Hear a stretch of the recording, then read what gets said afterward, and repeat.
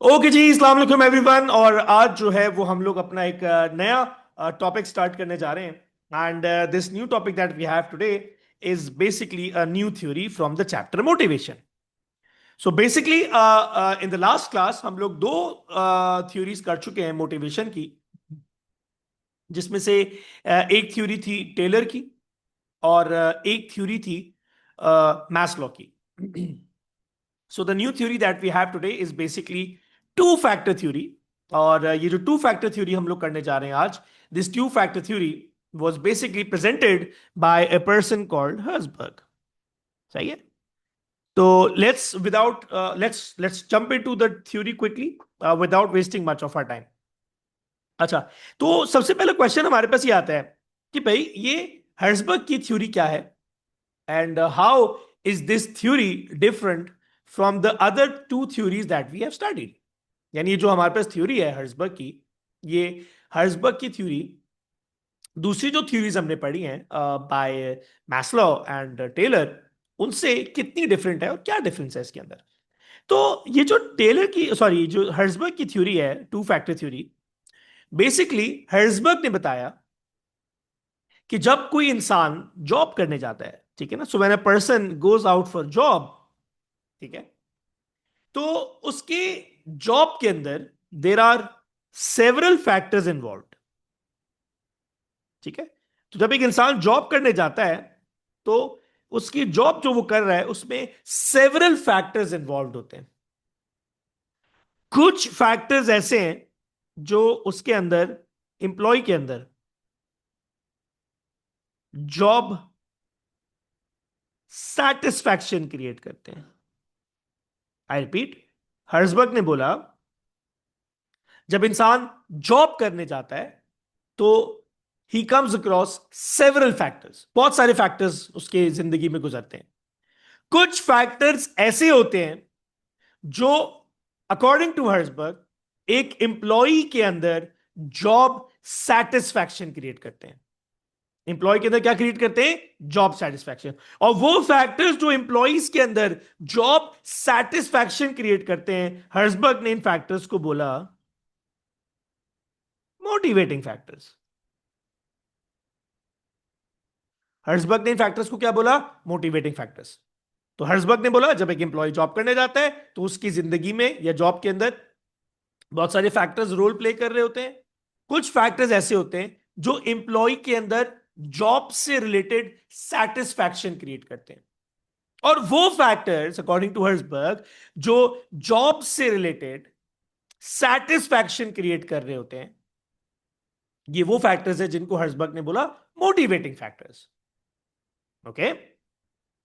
और फिर हर्जबर्ग ने बोला कुछ फैक्टर्स ऐसे होते हैं जो एम्प्लॉय के अंदर जॉब से रिलेटेड डिससैटिस्फैक्शन क्रिएट होते हैं, करते हैं। और वो फैक्टर्स जो एम्प्लॉयज के अंदर डिससैटिस्फैक्शन क्रिएट करते हैं, हर्जबर्ग ने बोला ऐसे फैक्टर्स को वो हाइजीन फैक्टर्स कहता है। ऐसे फैक्टर्स को हर्जबर्ग हाइजीन फैक्टर्स कहता है। तो हर्जबर्ग ने बोला जब एक इंसान जॉब करने जाता है तो सेवरल फैक्टर्स रोल प्ले कर रहे होते हैं। कुछ ऐसे फैक्टर्स होते हैं जो एम्प्लॉय के अंदर जॉब से रिलेटेड सेटिस्फैक्शन क्रिएट करते हैं। और कुछ उसने बोला ऐसे फैक्टर्स होते हैं जो जॉब से रिलेटेड डिससैटिस्फैक्शन क्रिएट करते हैं। ठीक है। जिसको उसने हाइजीन फैक्टर्स और मोटिवेटिंग फैक्टर्स बोला। अब अगर आप इस स्क्रीन के लेफ्ट साइड पर देखो तो आपको कुछ चीजें नजर आ रही होंगी। ये रहे hygiene factors: status, security, working condition, salary, company की policies, relationship with supervisor, relationship with people working under the employ. ये सारे, ये एक दो तीन चार पांच छह सात, ये सात के साथ जो है हर्जबर्ग ने बोला ये हाइजीन फैक्टर्स है। यानी ये वो फैक्टर्स है कि अगर इसमें किसी किस्म की डिस्टरबेंस आई, डिस्टरबेंस मतलब प्रॉबली वर्किंग कंडीशंस अच्छी नहीं है, या सैलरी कम है, या एम्प्लॉय की रिलेशनशिप अच्छी नहीं है, या कंपनी की कोई पॉलिसीज ऐसी हैं जो एम्प्लॉय को डिस्टर्ब कर रही हैं।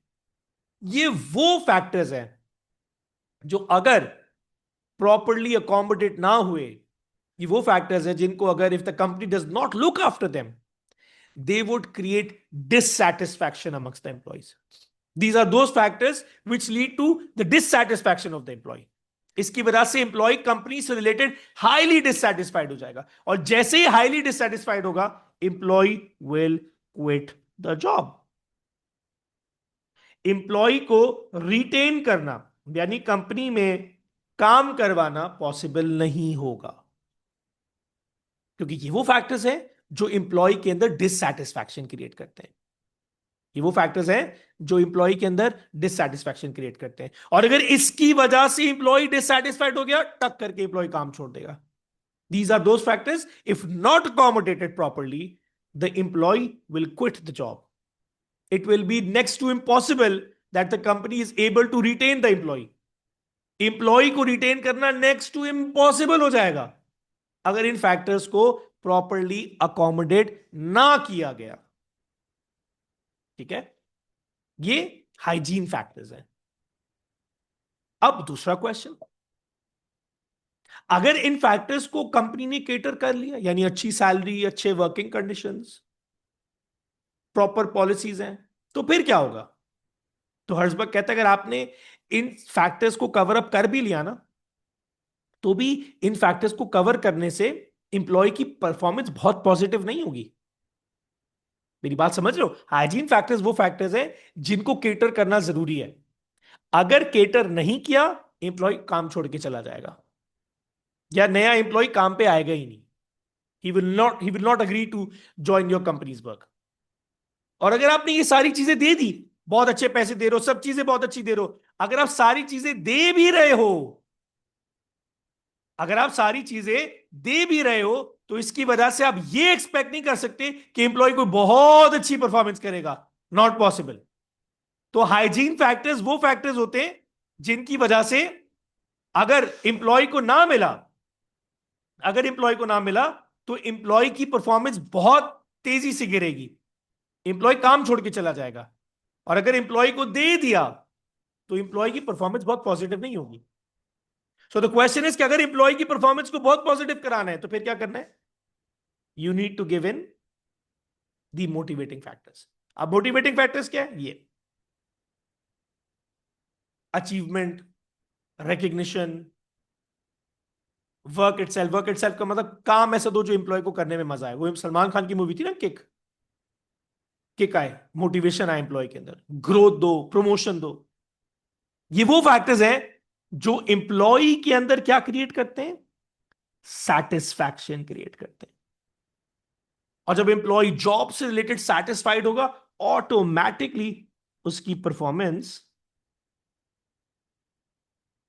इंप्रूव हो जाएगी, बढ़ जाएगी। सो द क्वेश्चन इज कि अगर एक कंपनी एम्प्लॉय को मोटिवेट करना चाह रही तो क्या करे? सबसे पहले हाइजीन फैक्टर्स का ख्याल करे, बिकॉज हाइजीन फैक्टर्स होंगे तो employee will agree to work, employee काम छोड़ के नहीं जाएगा। लेकिन हाइजीन फैक्टर्स थोड़ा सा एम्प्लॉय को अच्छा काम करने पे मोटिवेट करेंगे, बहुत अच्छा काम करने पे मोटिवेट नहीं करेंगे। तो अगर आपने एम्प्लॉय को बहुत अच्छा काम करवाना है, तो पहले हाइजीन फैक्टर्स देना है, एंड देन फिर उसको मोटिवेटिंग फैक्टर्स देना है। This is how you can lead the employee towards a higher motivation level.